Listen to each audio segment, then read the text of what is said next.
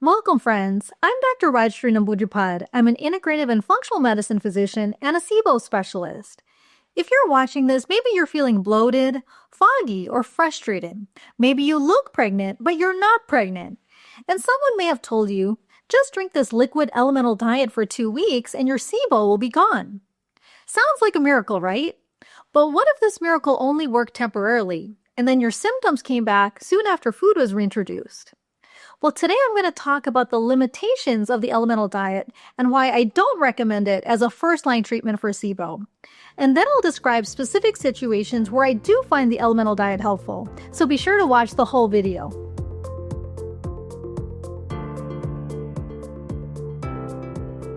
Today I'll describe how the elemental diet works, why it has an excellent success rate but also a very high relapse rate, and how I approach SIBO differently, using a protocol that delivers lasting results because it addresses the underlying root causes. And then finally, I'll explain specific situations where I do find the elemental diet helpful. So let's dive in. So what is SIBO? SIBO stands for small intestine bacterial overgrowth. It's when bacteria overpopulate in the small intestine where they're not supposed to be, and they ferment food into gas. I've had SIBO myself, so I know how miserable it can be. SIBO can cause tremendous bloating, abdominal pain, IBS symptoms, constipation or diarrhea, acid reflux, nausea, fatigue, brain fog, and nutrient deficiencies like low iron and B12. But here's what most people miss. In order to treat SIBO successfully, you have to address the underlying root causes, like slow gut motility, where food is moving sluggishly through your intestine. Let's say this is what normal motility looks like. Compare that to slow motility, which could happen after food poisoning, in hypothyroidism, autoimmune diseases, diabetes, as well as in those suffering from chronic constipation. Motility is critical, and if your gut is not properly sweeping food and bacteria through the small intestine, this could allow bacteria to overgrow. The next possible root cause is low stomach acid, and this could be due to a number of reasons, such as an H. pylori infection, hypothyroidism, or long-term use of acid-blocking medications like proton pump inhibitors. And without proper stomach acid, bacteria can start growing in the small intestine. Another root cause is poor fat digestion, and this could be due to pancreatic insufficiency, or maybe you've had your gallbladder removed. And finally, it could be due to dysbiosis, or an imbalanced gut microbiome, often due to gut busters like antibiotics or the standard American diet. If you're missing a lot of good bacteria in your gut, that increases the chances of SIBO bacteria overpopulating. So we diagnose SIBO using a lactulose breath test. So this is a test where you drink a solution of lactulose, which is a type of sugar your body can't absorb. But if you have the SIBO bacteria, they'll ferment it into gas, either hydrogen, methane, or hydrogen sulfide. This is an example of a positive breath test for both hydrogen and methane. And here's an example of a negative breath test. Now let me explain how the elemental diet works. So the elemental diet is a powdered formula that you mix with water. It's considered a medical food that doesn't require any digestion by the gut. It contains all the nutrients your body needs, but nothing that'll feed the SIBO bacteria. And everything is broken down into its most basic components, making it very easy to absorb. So for example, instead of whole proteins, it contains the building blocks, which are free-form amino acids. The fat source is usually MCT oil, which stands for medium-chain triglyceride oil, which is derived from coconut oil. And the carbohydrate source is often maltodextrin, which is usually derived from tapioca. Now, when you hear the word maltodextrin, you might be thinking, that sounds like a processed chemical I should avoid. And normally you'd be right to question it. But let me explain why it's chosen as the carbohydrate source in the elemental diet.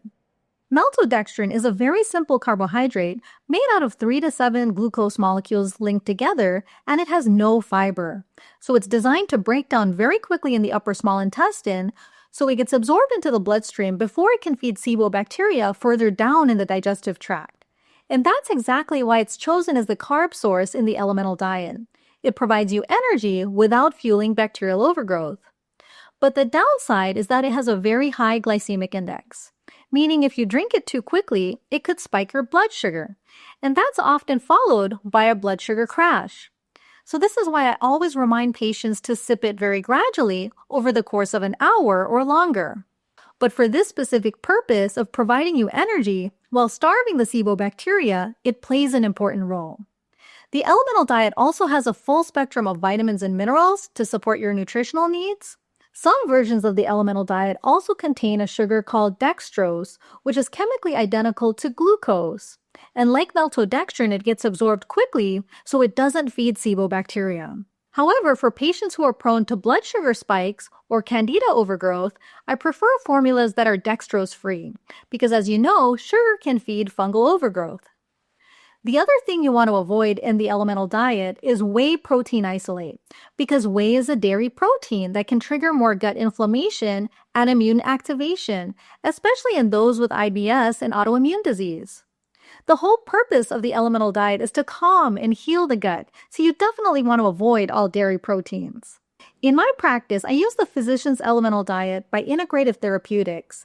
It's dextrose-free, it's made with clean, high-quality ingredients, it has no dairy proteins, and it has a pleasant vanilla taste that most of my patients tolerate well.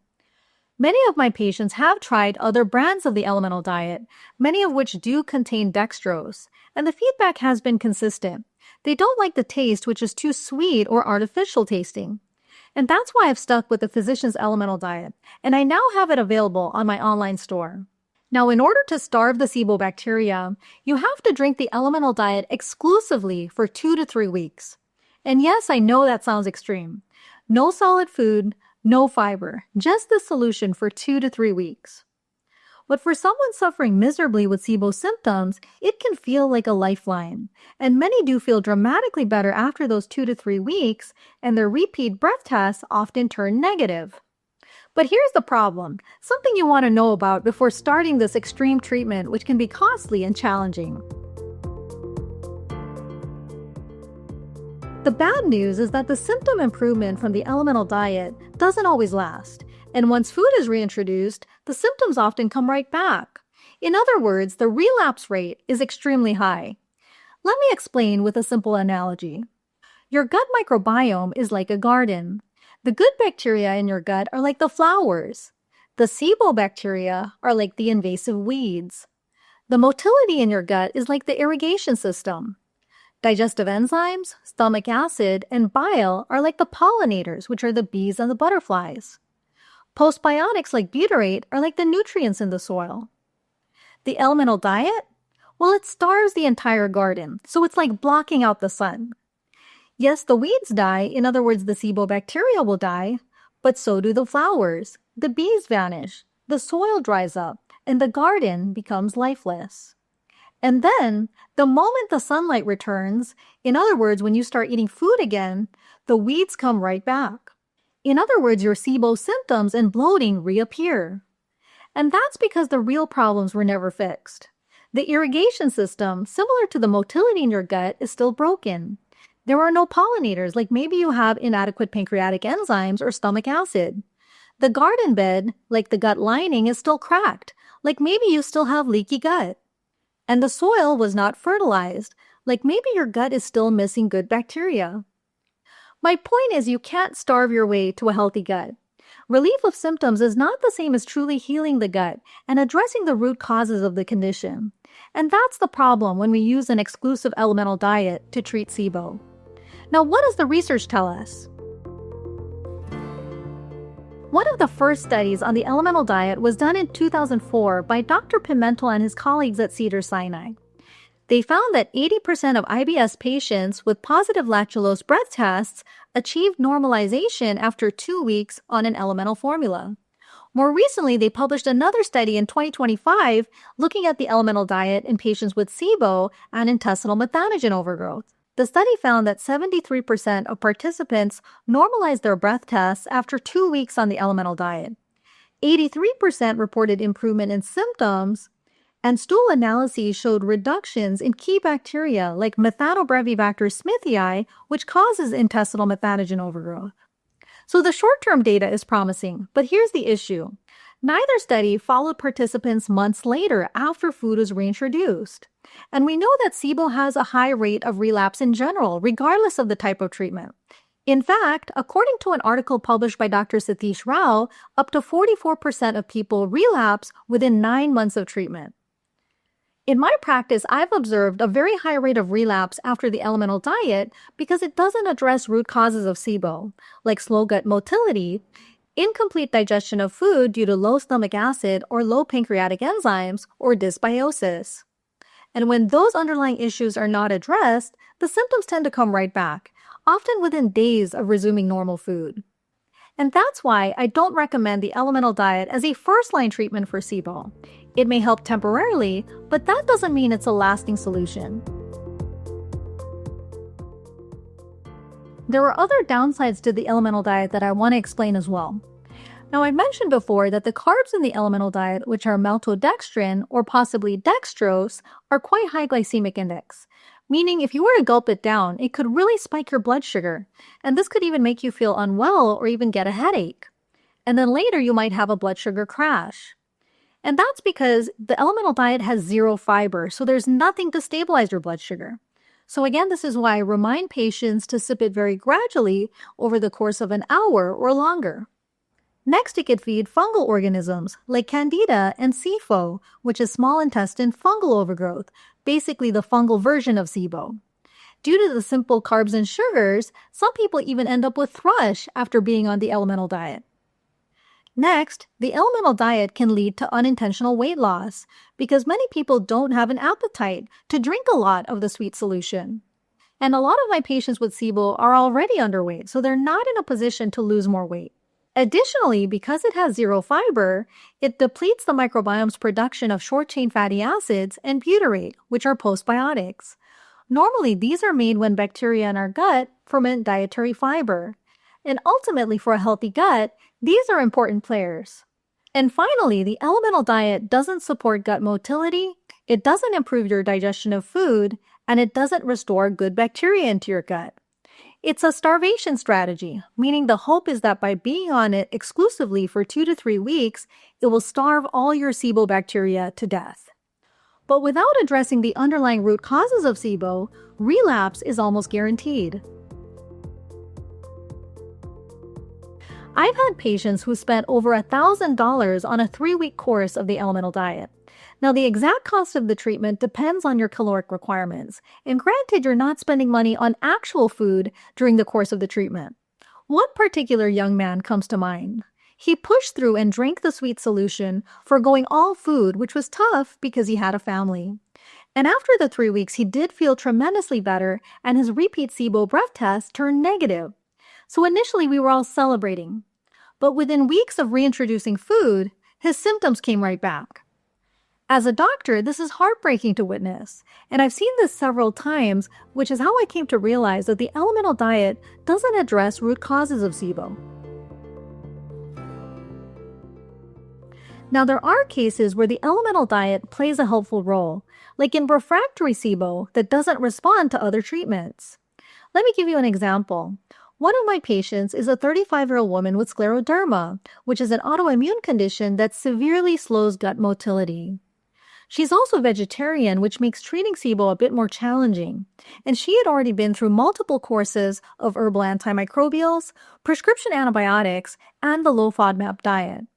They all gave her short-term relief, but nothing lasted. Her motility was so impaired that even natural prokinetics like motility activator, which comes from ginger, had a limited effect. In her case, the elemental diet reduces her bloating temporarily by giving her bowel rest and eliminating all fiber. But after she resumes eating food again, it's not long before the bloating returns. So we use it strategically to reduce her symptoms, but it's not a cure. The real key to healing SIBO is restoring the ecosystem of the gut. Let's go back to the garden analogy of the gut.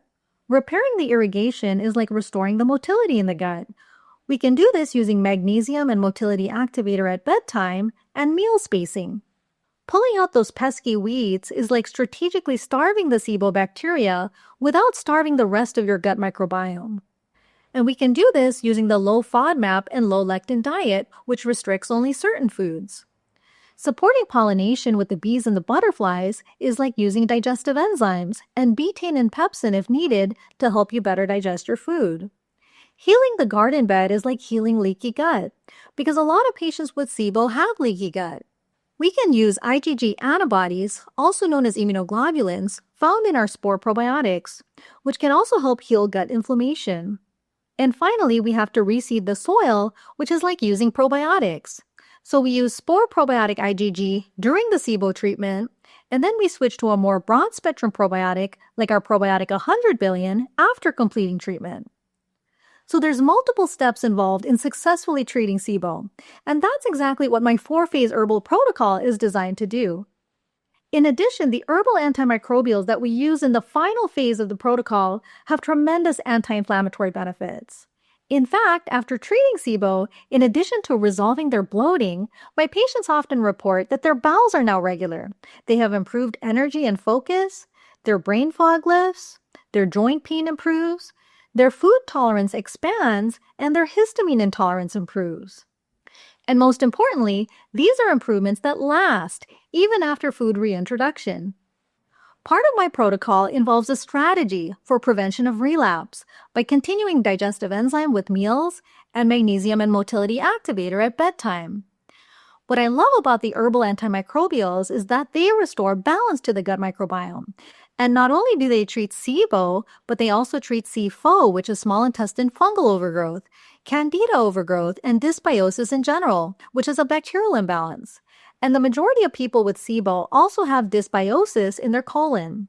And as I mentioned, the herbal antimicrobials also have powerful anti-inflammatory benefits. So at the end of the protocol, you end up with a thriving garden. In other words, a balanced and healthy gut microbiome. And this is the key to lasting results. Now let me give you a quick overview of the protocol. My protocol is structured in 4 phases that you layer on top of each other. In phase 1, we promote motility with magnesium and a natural prokinetic made from ginger called motility activator. We also start meal spacing, which means no snacking between meals.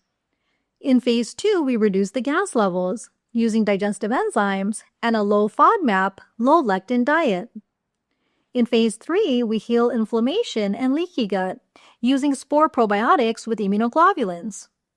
And in phase 4, we finally kill the bacteria using herbal antimicrobials, which are berberine, oregano oil, and alicidin. It's a comprehensive plan that targets every layer of SIBO. And it works because we restore the entire garden, not just starve the weeds. To learn the full protocol in detail, please watch my video on my herbal protocol for SIBO. And you can also download the protocol from the SIBO treatment page of my online store.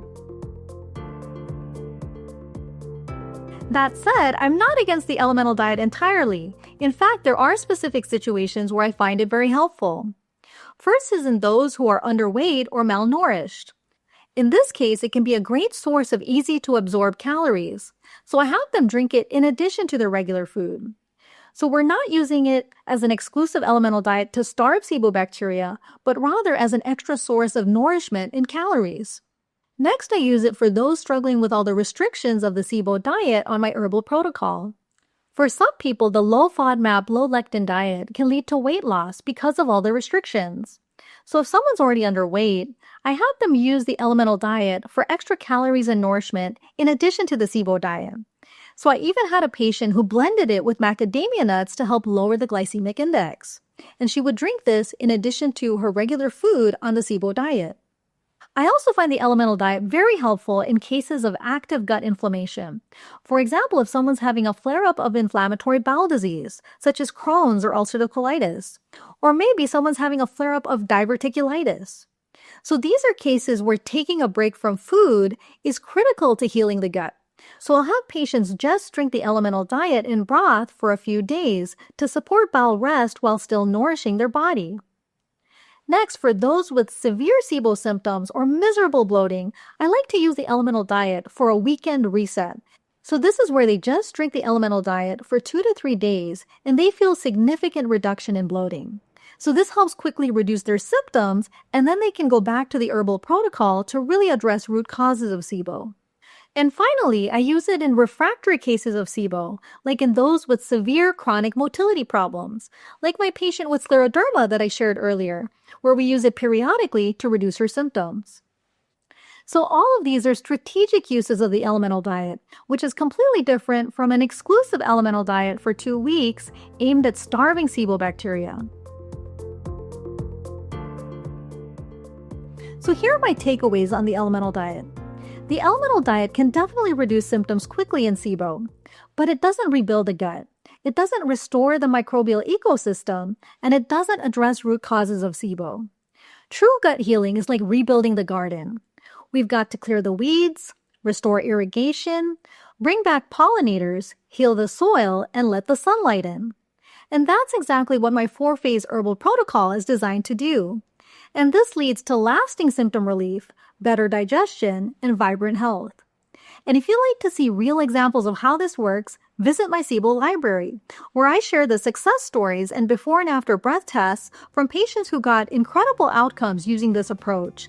And I'll share the link in the description below. Now I want to hear from you. What questions do you have? Have you ever tried the elemental diet before, and did it help you? Be sure to leave a comment below. And if you're ready to start your SIBO healing journey, be sure to check out my video on my herbal protocol for SIBO. Thanks so much for watching.